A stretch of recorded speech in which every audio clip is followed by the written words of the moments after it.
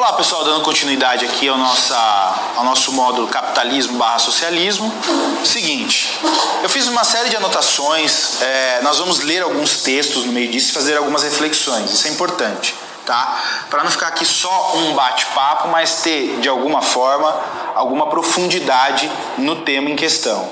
Isso é importante para principalmente aquelas pessoas que estão iniciando no debate público, como atores ou autores, ou as duas coisas. O ator político é aquele cara que talvez vai se candidatar, o cara que, enfim, é importante que ele conheça conceitos como capitalismo e socialismo. Mas por que eu tenho que conhecer isso aí?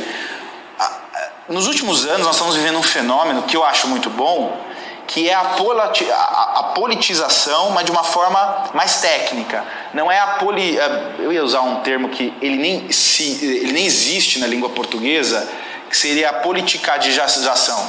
Estou inventando esse tema, essa expressão. É pegar por exemplo, a politicagem e fazer disso um comportamento. Isso é tão pernicioso porque a pessoa, além de não conhecer a política de uma forma literária ou de uma forma erudita, ela passa a criar uma política que só existe na cabeça dela. Por exemplo, todas as vezes que a gente fala articulação política, o que vem à cabeça da pessoa? Vai ter crime aí. Ou é corrupção passiva ou ativa. Quando na verdade esse conceito de política, em que você coloca no meio da explicação um comportamento ilegal, antiético ou amoral, isso é tudo menos política. Aliás, isso é a ausência de política. E como que se faz a boa política? É conhecendo todos os fenômenos da política. E o capitalismo é um fenômeno político. Se assim me faço, nesse momento, entender. Pois bem, justificado a nossa metodologia no primeiro bloco, a nossa missão no segundo bloco, vamos seguir aqui para adentrar agora verdadeiramente no tema em si. Seguinte, o que movimenta as pessoas no capitalismo? Vamos fazer uma analogia aqui, é a busca pelo ouro, o prêmio. As pessoas saem na corrida, aqui vamos imaginar a corrida pelo ouro, ou a corrida enfim, de uma certa forma se motivar a ganhar alguma coisa no final. É isso que motiva e é a válvula propulsora do capitalismo. É o cara buscando alguma coisa. No socialismo, isso, eu não vou dizer não existe, mas a busca é outra. No socialismo, ali não se preocupa com lucro, é verdade, não se preocupa com movimentar a economia. No socialismo, o que se busca é poder. No capitalismo, não necessariamente. Pode ter alguém ali que busque poder? Pode. A gente vai ver isso mais à frente.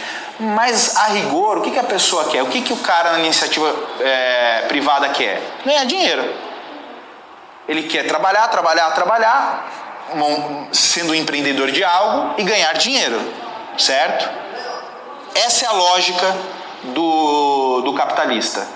A lógica do socialista é estar do lado do rei. Eu vou ganhar dinheiro desde que eu esteja do lado do rei. Nada mais socialista do que um político viver da política. Nada mais socialista do que isso. Mas você acha que o político tinha que trabalhar de graça? Isso é uma questão que os libertários, os ANCAP trabalham. Sim, eu sei que é uma ideia mais sofisticada, mas o que não dá para conceber é você chegar em Brasília, para quem já foi, e ver mansões em Brasília. Não é um layout estranho? Não é um layout meio União Soviética, meio stalinista isso? Como que em Brasília, que 90% das pessoas ali são servidores públicos, você tem mansões? Invertemos a lógica. O servidor público está ficando rico. E quem paga por isso? Sou eu. Nós pagamos para funcionários públicos ficarem ricos. Não estou dizendo que eles não devam ganhar. Estou dizendo que ficar rico que é o problema. Ficar rico é o problema. Ou viver da política. O cara pergunta assim, qual a sua profissão? Político. Não deveria ser profissão. Deveria ser vocação por um determinado período. Até porque o político pressupõe ter uma visão de mundo, naquele momento, diferente, ou ele representar uma manifestação pública daquela sociedade. Aí ele se torna um ator político. Não é possível que esse cara está há 30, 40 anos conseguindo fazer essa leitura. Em algum momento ele caiu no ostracismo e ele só está ali pela grana. Não estou dizendo nem que ele esteja roubando, não é isso. Não vou tratar da ilegalidade. Estou falando realmente da péssima qualidade política que nós temos no Brasil. Então a maioria entra para a política, infelizmente, para sobreviver da política. O cara não entra ali sendo já ter uma atividade, né? Ele fala, puxa, vou entrar, vou ganhar 10 pau por mês, 15 pau por mês, 4 anos estou sossegado e não vou produzir bosta nenhuma. Que no fim é isso, produz nada. No capitalismo a lógica é outra, precisa ter produção de alguma coisa, certo? Bom, feita essa consideração, o capitalismo ele cria uma dialética de cooperação e competição. O que quer dizer isso? A empresa lucra mais e, portanto, ela remunera melhor o empregado que se destacar na empresa. E o que isso quer dizer? O empregado que se destaca pode exigir, pode barganhar do seu empregador melhores salários. Daí é o problema. A crítica que o capitalismo vai fazer, e aqui é importante, e eu não trouxe esse livro, uma pena, mas enfim... qualquer livro de direito do trabalho que vocês pegarem, qualquer um, pega do mais clássico hoje, né, autor em vida, que é o Maurício Godinho Delgado, aos autores mais novos, jovens, você pega a parte histórica do direito do trabalho. Todo mundo acha, quem não estuda direito do trabalho, obviamente, que o direito do trabalho ele é fruto do socialismo. Não é. O direito do trabalho é fruto do capitalismo. O capitalismo que concebe o direito do trabalho. Certamente alguns estão dizendo assim, o quê? Eu aprendi que as leis protetoras, né, esse protecionismo exagerado no direito do trabalho era algo socialista. Não é. Quem concebeu o direito do trabalho foi o capitalismo. E por que ele concedeu? No início do século, final do século XIX, início do século XX, nós vivíamos uma crise do Estado liberal. Está nesse livro aqui, ó. Do Estado liberal ao Estado social. Do Paulo Bonavides. Tá pegando aqui, Ada? Quando eu faço assim, pega. Do Paulo Bonavides. Esse autor vai dizer o seguinte, ó. Há uma crise do Estado liberal no início do século... final do século XVIII, início do século... final do século XIX, início do século XVIII. E aí surge Marx aí, inclusive. Marx, ele surge no meio dessa crise do Estado liberal. Inclusive, o corte que a gente vai fazer aqui é quando Marx denuncia a lei de ferro do salário. Só tem um problema aí. O capitalismo, ele percebe que ele está fazendo um certo mal, em alguma medida, para a classe trabalhadora. E aí ele entende que é melhor conceder algo para manter a produção, para manter as pessoas motivadas minimamente. Então vai lá, regular a hora, tempo de trabalho, vai permitir que se regule isso, para trazer uma conformidade àquela situação, porque estava virando um caos, o que virou muitas revoluções. Pega depois aí 1907, quando começam as revoluções russas, né? É tudo voltado à questão das no início havia uma má condição de trabalho e depois foram evoluindo para outras pautas, não diferente no Brasil. O Brasil começou até chegar no impeachment, era uma questãozinha ali de 20%, 20 centavos, 30 centavos da passagem de ônibus. Só que a coisa foi evoluindo, as pessoas foram se politizando, entendendo que tinha que brigar mais para discutir o modelo de sociedade. Isso aconteceu no Estado liberal. E não que aquele Estado liberal fosse de todo ruim, mas exagerou. E aí começou a ter aquela ideia do Estado do bem-estar social. A gente vai ver o problema disso. O fato é, houve essa crise e tal. E aí, um dado momento, o que aconteceu? Por que o Estado continuou a intervir fazer intervenção na sociedade, já que nós estamos dizendo que a intervenção, como exagero, é ruim. Porque nós não confiamos de forma absoluta na iniciativa privada. Eu não estou falando nós apontando uma parcela, todos. Até o cara mais liberal, ele tem dificuldade em dizer o seguinte: vamos deixar tudo para a iniciativa privada. Aí eu me recordo da frase do Milton Friedman. Ele vai dizer o seguinte, vai para a sociedade, vai para a iniciativa privada aquilo que o Estado não consegue regular ou não consegue atuar. Então, o livre mercado atua onde o Estado não consegue. Por exemplo, naquilo que não dá lucro. Segurança pública dá lucro para a iniciativa privada? Não. Que mais? Um outro exemplo aqui. Eu ia falar saúde, mas saúde dá dinheiro para a iniciativa privada. Porque eu estou com um pensamento viciado. Para mim, quase tudo dá lucro para a iniciativa privada. Mas talvez segurança de fronteira, policiamento, isso não. Isso acho que há consenso, inclusive, entre os libertários, de que isso não dá. Aí isso o Estado banca. Claro que você vai ter um Estado menos inchado, que é bom também, certo? E você vai passar tudo para a iniciativa privada. Dito isso, problema que nós temos com o salário mínimo. Hoje o salário mínimo, ele mais desemprega do que emprega.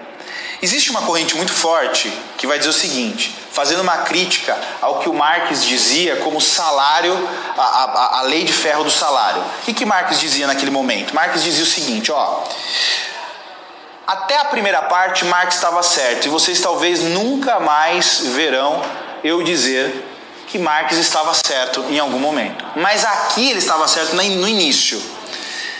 Essa lei de ferro do salário, ela é perniciosa, porque ela cria um problema sintomático na sociedade. Cria uma classe muito baixa, quase que miserável. Só que ele errou, e aí a história depois foi nos dizer, e autores como Hayek, autores como Mises, eles foram dizer o seguinte, lá na frente, é o seguinte, vamos imaginar que hoje não tivéssemos salário mínimo, o que iria acontecer? Todo mundo vai dizer o seguinte, assim como Marx dizia, que o empresário, o empreendedor, vai explorar o empregado, porque vai baixar o salário o máximo que ele puder, se não tiver uma regulação. Nessa parte, ele não está errado, o Marx, porque isso aconteceu mesmo, isso é um fato histórico. Naquela época não tinha salário mínimo, o que aconteceu? Os empresários pagavam muito pouco. Vamos voltar 30 anos na história? O que nós ouvíamos sobre a China, Hong Kong, Índia, Indonésia, de que lá se pagava a mão de obra a $1 o dia. O que aconteceu com algumas empresas? Zara, Apple, Dell, essas empresas foram para onde? Para lá. Aí todo mundo começou a questionar. Porra, isso aqui vai dar... Nossa, que absurdo, estão escravizando pessoas. Até eu, ao estudar isso daí, eu disse, porra, é verdade, isso é escravizar pessoas. Mas vamos tentar olhar por uma outra perspectiva. Ignorando essa questão, que é um fato, mas só tentando dar uma outra leitura a isso. Vamos imaginar que eu vou chegar na China, eu sou a Nike, vou contratar todo mundo a $1. Estou ali arrebentando com a concorrência, certo? Sei que tem um instituto que vai proibir isso daí, que é o dumping. Mas vamos esquecer esse instituto por hora. O dumping social. Vamos esquecer esse instituto. Vamos pensar só o seguinte. O cara foi lá e está contratando a mão de obra a R$1. Está vendendo muito. Não tem salário mínimo, porque a China fez isso. O que a China fez? Tirou toda a legislação trabalhista, reduziu a zero a tributação, deixa o mercado mandar. E olha que é um país comunista. Não, deixa o mercado mandar. Então chegando lá a galera contratando a $1. Aí o cara da Adidas falou, não dá para concorrer com esse cara. Ele está vendendo a $1, ou melhor, contratando mão de obra a $1, vendendo o seu tênis, a sua roupa mais barato do que a minha, que contrata aqui nos Estados Unidos a mão de obra, sei lá, a $200 o dia. Estou chutando aqui. Eu vou para a China. Foi para a China a contratar $1. Aí a Reebok pensou a mesma coisa. Só que chegou lá, lembrando, a mão de obra é um bem escasso também, não é?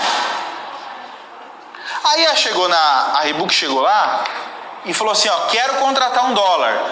Não tem mais gente a $1. Já está todo mundo empregado na Nike e na Adidas. Aí o que o cara da Reebok falou? Beleza, quanto que a Nike está ganhando? Ó, ela paga $1 e vende a $20. Ela ganha $19. Aí a Reebok fala, eu topo ganhar menos. Ao invés de ganhar 19, eu topo ganhar 15. E para tanto eu vou pagar mais 3 para o empregado. O que ele fez com o cara da Nike? Ferrou, né? Eu ia fazer um gesto aqui obsceno. Ferrou o cara da Nike. Certo? Então agora aquele cara que ganhava $1 por dia passa a ganhar $3. Está fazendo a mesma coisa. Tênis. Aí veio uma outra empresa. E já está me acabando os nomes das empresas de tênis. Me ajuda aí. Qual que é? Eu só lembrei Nike, Reebok e Puma. Foi lá na China, falou, quero contratar $3. Não tinha mais. Ele falou, mas eu topo ganhar menos. Ao invés de 15, eu topo ganhar 10. Foi lá e deu mais 4. Sabe o que aconteceu com China, Hong Kong, Coreia, nesse período? Não Coreia do Norte, tá? Não a Coreia Vermelha, a Coreia Azul. Sabe o que aconteceu com essa galera? Fez isso aqui, ó. A qualidade de vida deles. Pau! Então eles saíram de uma sociedade que ganhava $1 para ter um salário igual, em alguns casos superior aos Estados Unidos.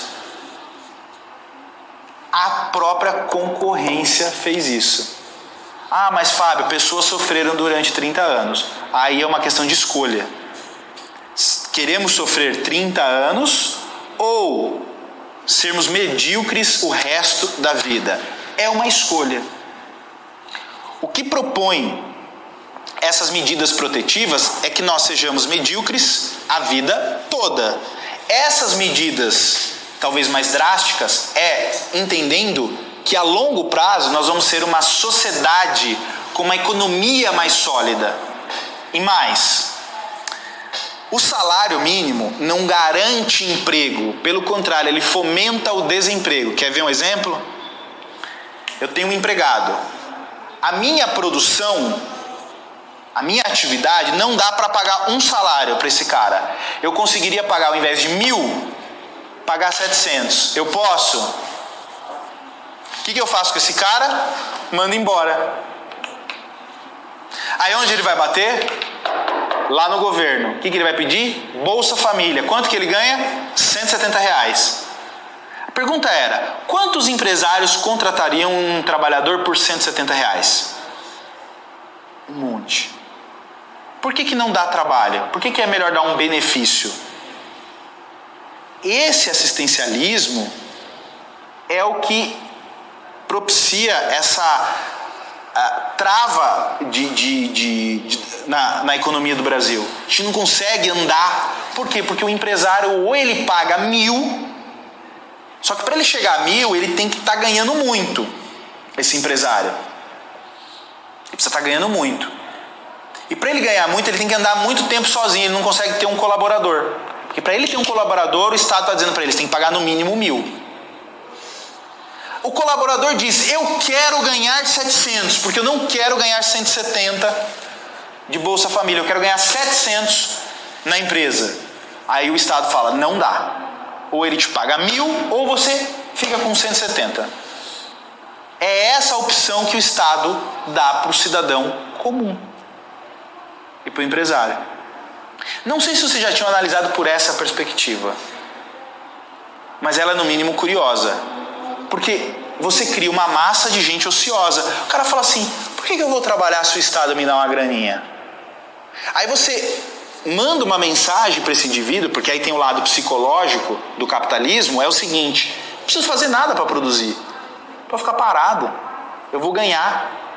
Enquanto que em outra sociedade, na China, o cara falou, ó, você vai trabalhar $1, trabalhe bem, Porque outras empresas vão aparecer aqui. E talvez nessa concorrência de mercado, você vai ser prestigiado. E foi.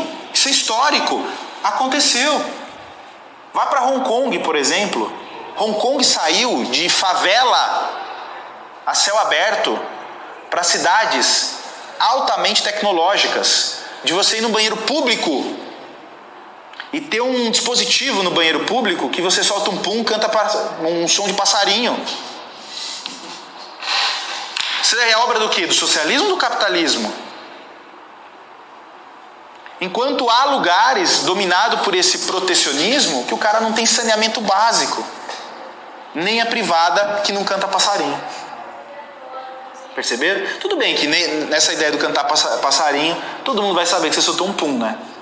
Porque a pessoa está ali, vou entrar no banheiro, e depois começa, todo mundo já sabe que você soltou um pum, né? Então, percebe que essa ideia do capitalismo, ela vai desmistificar essa pseudo-proteção. E olha quem está falando com vocês, é um cara que o mestrado dele é em direito do trabalho. Eu custei a entender que a lógica de proteção exagerada na seara trabalhista, ela provoca desemprego. Sabe por quê? Porque o cara lá do MPT, Ministério Público do Trabalho, ele bate na empresa e fala, esse cara não pode trabalhar aí. Por quê? Não pode ganhar R$700.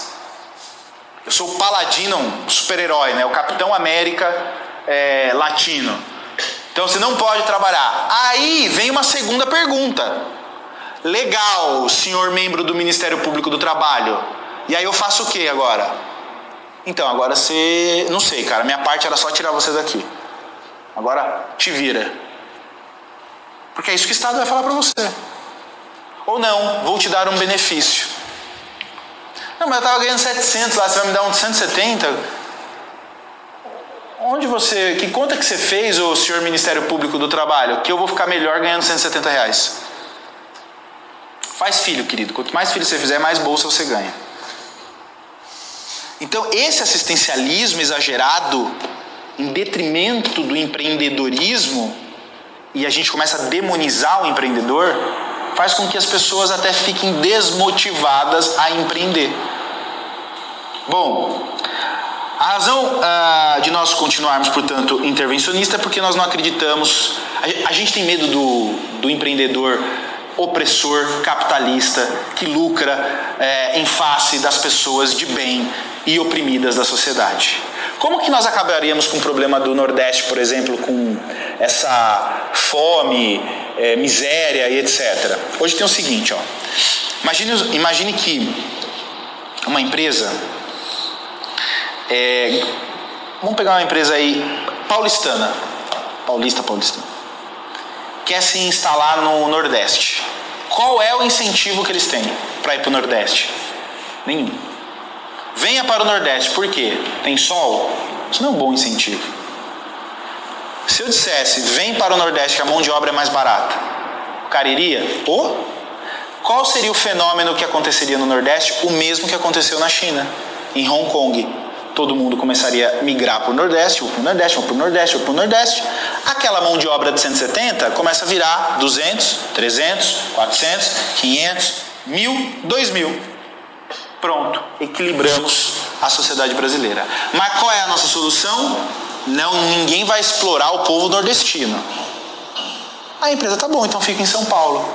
Aí o povo nordestino, ele é, no frigir dos ovos, explorado pelo próprio Estado. O Estado não permite que o empresário empreenda lá por conta disso, de tantas regras protetivas. Ninguém empreende e aí o Estado fica só dando benefício e colocando esse custo social para o empresário aqui do Sudeste, do Sul, que é o que acaba sustentando toda essa máquina. É claro que a gente sabe qual é o objetivo de não se criar essa política mais liberal e capitalista no Nordeste. É manter um curral eleitoral. A gente sabe disso aí. Mas precisa alguém de coragem, a gente precisava apostar nisso daí. No início vai ter prejuízo mesmo.